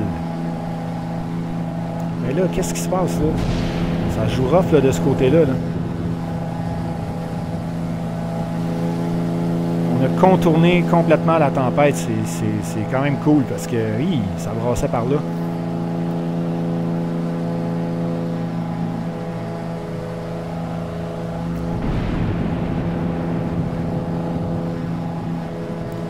Magnifique, le soleil.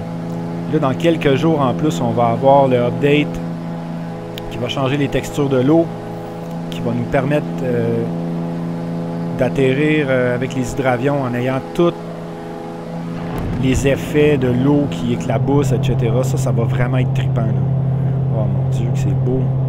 Regardez ça. Le pire, c'est que je vous parlais de la fille de mon coloc, là.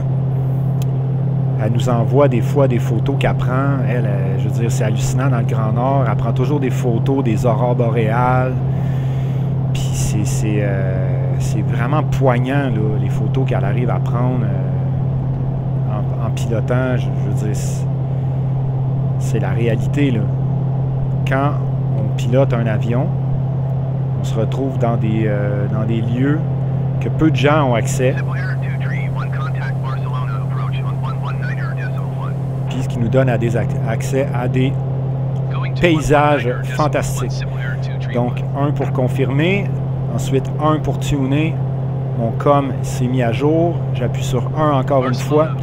On tune in. 3000. On se rappelle, 1400 pieds pour mon approche. Ouh!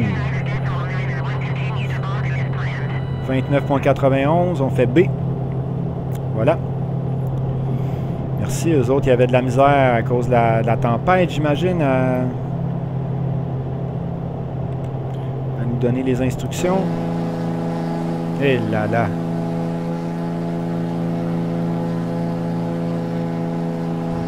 C'est vraiment superbe. Si je... Wow! Estomacant. Ça donne une drôle d'impression qu'on est en train de descendre en altitude. En fait, il n'y a rien de ça qui est vrai. On dirait qu'on est sur le bord de crasher dans l'eau, mais en fait, on est encore à 3000 pieds. Il n'y a pas de problème. Le soleil est là. Magnifique. Alors,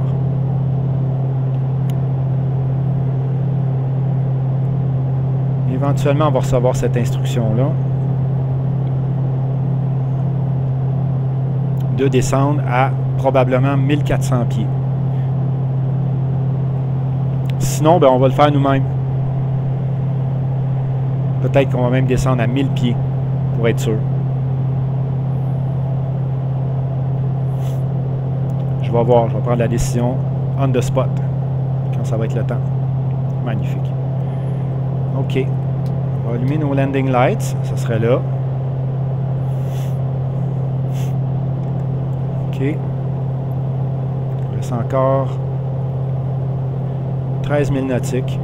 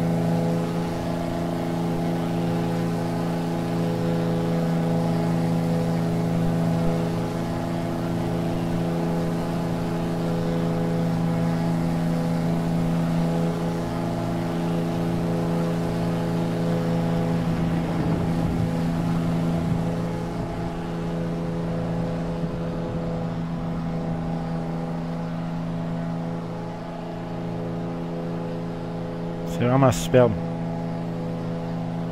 Quelle histoire, ce jeu.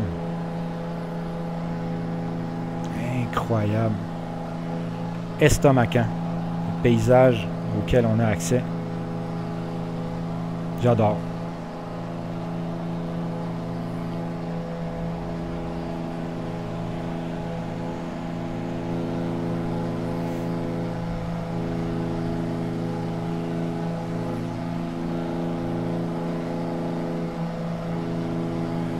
Pour ceux qui se demandent, là, pour changer, pour le drone, j'appuie sur la touche Insert de mon clavier. Ça m'amène directement au drone. Puis avec mon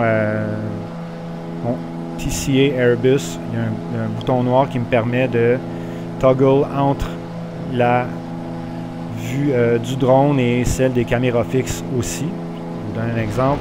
Je fais 0, c'est le drone, j'appuie, Et là, j'ai les caméras fixes. Puis avec A ou Shift A, je peux changer les caméras fixes. Donc, c'est vraiment comme ça que je procède. C'est magnifique.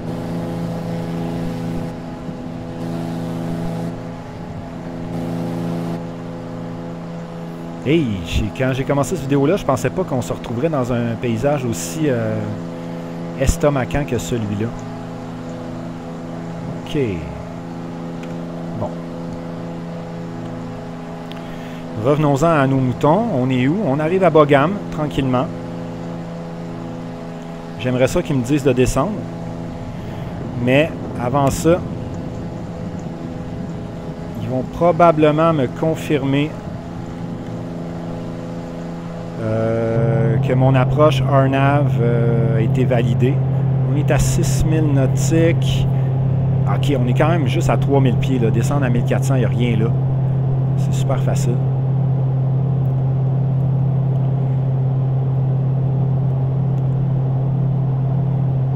Quelle belle fin de journée. J'avais zéro planifié ça. Que ça serait pittoresque à ce point. Je parle moins que tantôt parce que là, à un moment donné, je veux dire, des paysages comme ça, il y en a beaucoup, là, tu sais, mais quand on les planifie pas, ils nous arrivent en pleine face, puis c'est comme, wow! Puis je suis pas mal certain que c'est un peu ça que vivent les pilotes parce qu'ils se déplacent pas selon la température, ils se déplacent selon des horaires qu'ils ont à suivre, des déplacements qui sont programmés, mais c'est certain qu'ils ont accès à toutes sortes de paysages aussi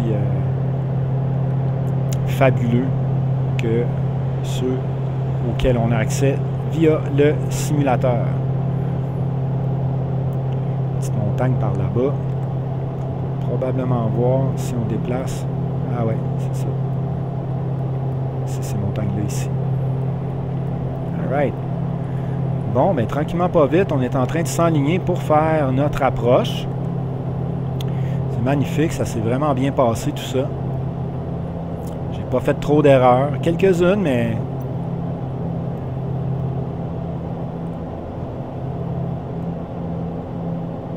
Le soleil d'en face, ça m'a amené, hein?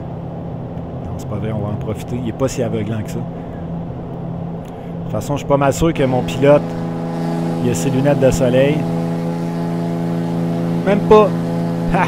Il les a pas mis. Avez-vous du fun, guys? On se demande, hein? Ils ont l'air bien relax, en tout cas.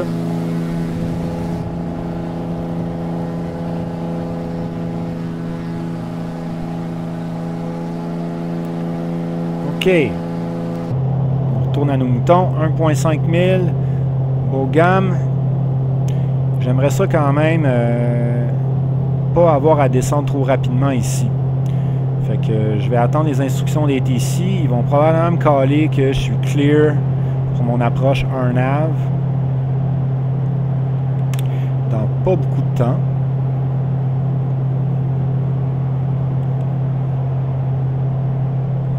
Voilà, on est en train de faire notre virage pour s'installer graduellement vers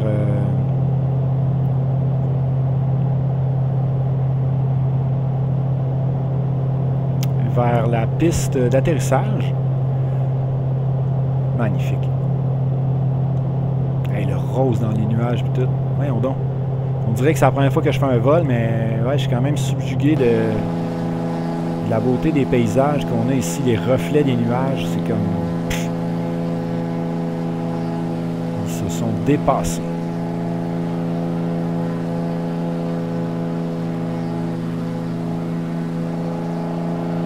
Alright. On commence à voir la piste. Parce qu'on s'en vient ici.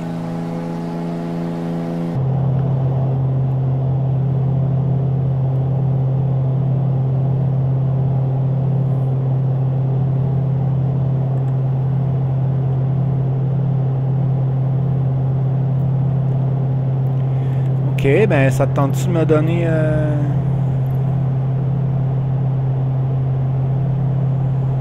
petite instruction par hasard ou de trop occupé à faire d'autres choses? Je vais...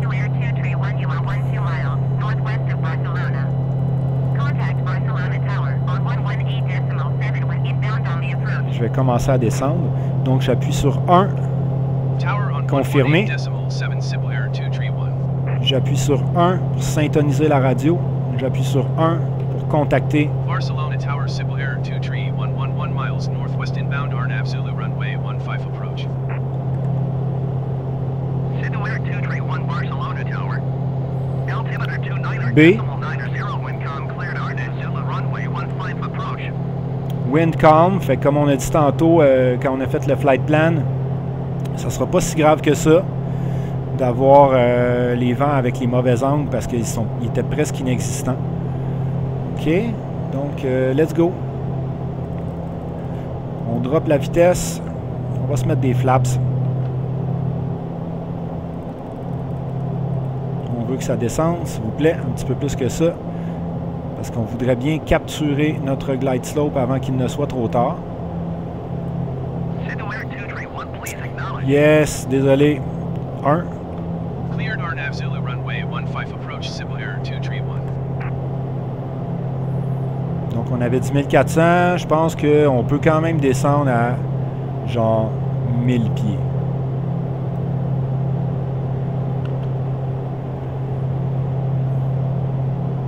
« 1200, tiens. Faire un compromis entre les deux. Deuxième degré de flaps.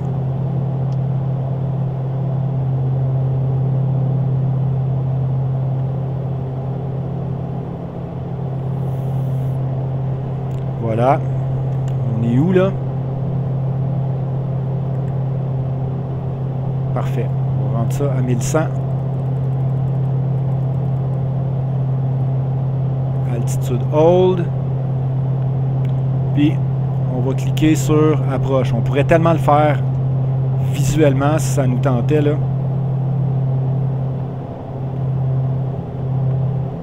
Ah!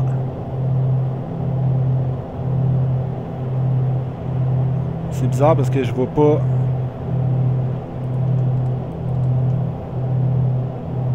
OK, intéressant.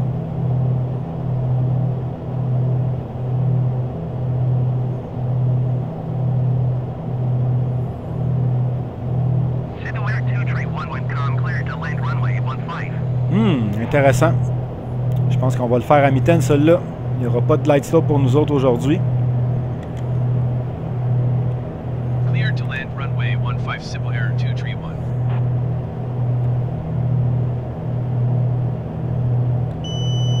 OK, je débarque l'autopilote puis je fais ça à mitaine.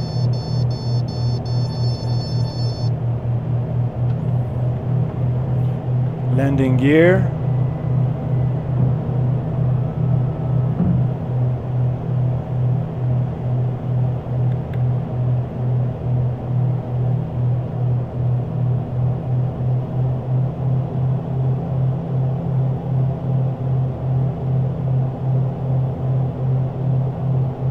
Check notre vitesse.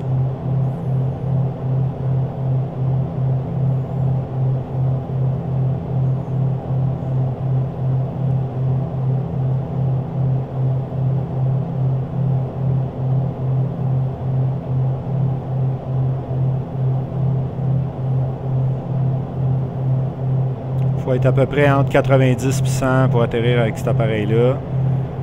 Là, je suis plus ou moins aligné là, avec la piste, mais c'est pas très grave.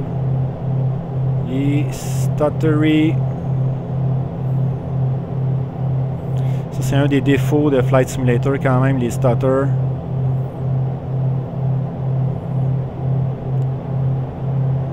Cet avion-là est quand même très bumpy avec le joystick.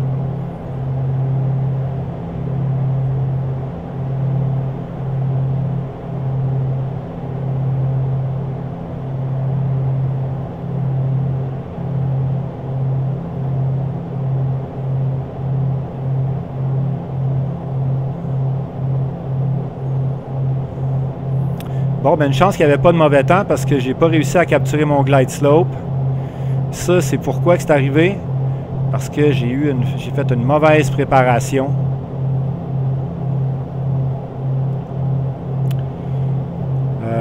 Quand j'ai fait mon plan de vol. Donc, c'est ça qui s'est passé. C'est vraiment une erreur de ma part. Bon. On l'approche est un petit peu dégueu, mais ça va bien se passer pareil, vous allez voir. L'avion est tellement petit que...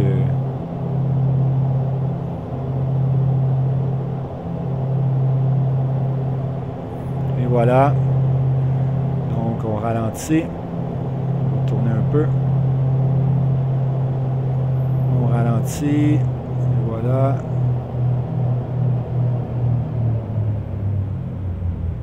On laisse descendre par lui-même. Good. Il n'y a pas de reverse sur le PA34, donc on y va un peu avec les freins. Voilà. Ça y est. C'est fait. C'était facile comme atterrissage.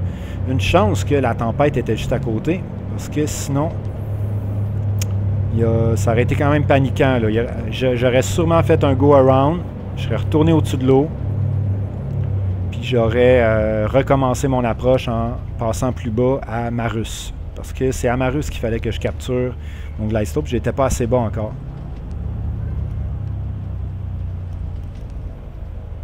Est-ce que je pourrais avoir des indications, s'il vous plaît? Ah, voilà. Yes.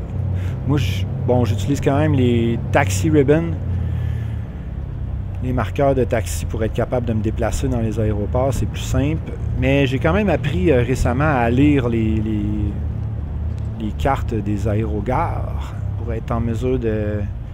les aéroports, pour être en mesure de comprendre comment se déplacer à travers les taxiways.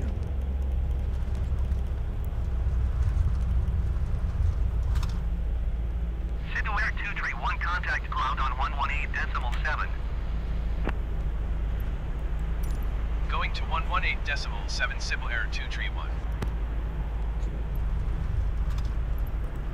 Barcelona ground Civil Air 231 taxi to the gate. Civil Air 231 taxi to gate 2 using taxiway. Taxiing to gate 2 using taxiway Civil Air 231.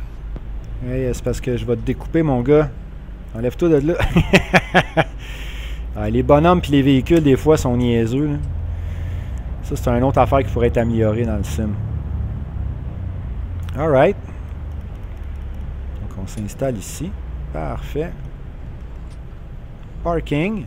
Merci, bonsoir. C'était un beau vol. Vraiment le fun.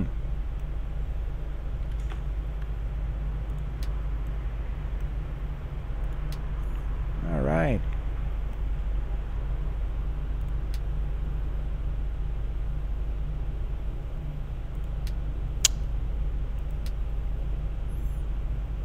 OK. Taxi light off. On va laisser les nav lights quand même le temps qu'on fait notre shutdown procedure. Alors, pour fermer les moteurs, on ferme le mixture. On ferme les pompes. Comme ça. Là, avant de fermer la batterie, là, on va faire tout. On va fermer les avionics. Python. Avionics. Ah.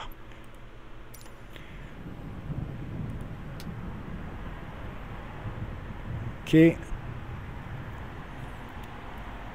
puis, on va vouloir... Ben, c'est pas mal ça. Excellent. Donc, en haut ici, on ferme les magnétos.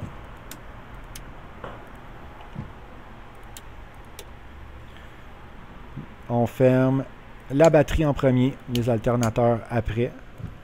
Ensuite de ça, taxi light, oups, nav lights off. Ça, c'est ton problème. OK. Ben, c'est ça qui est ça. Fait que merci d'avoir été là pour ce vol-là. Qui apporte peu à quiconque, sauf à moi. Mais j'ai vraiment trippé de faire ce vol-là. Hop, j'ai laissé les flaps sortis. Bon. C'est ça. En théorie, il ne remonte pas parce que j'ai plus de batterie. Je pourrais rallumer la batterie juste pour rentrer les flaps.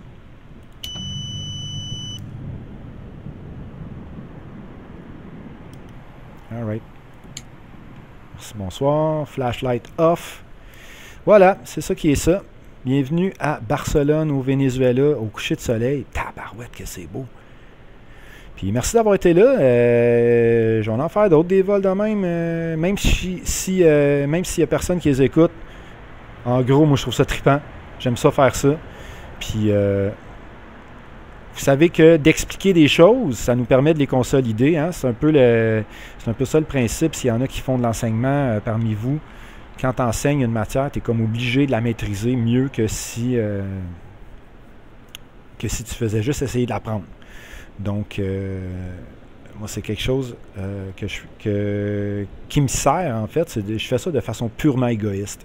Alright, merci. C'était Simon. Puis, bonne soirée. Salut.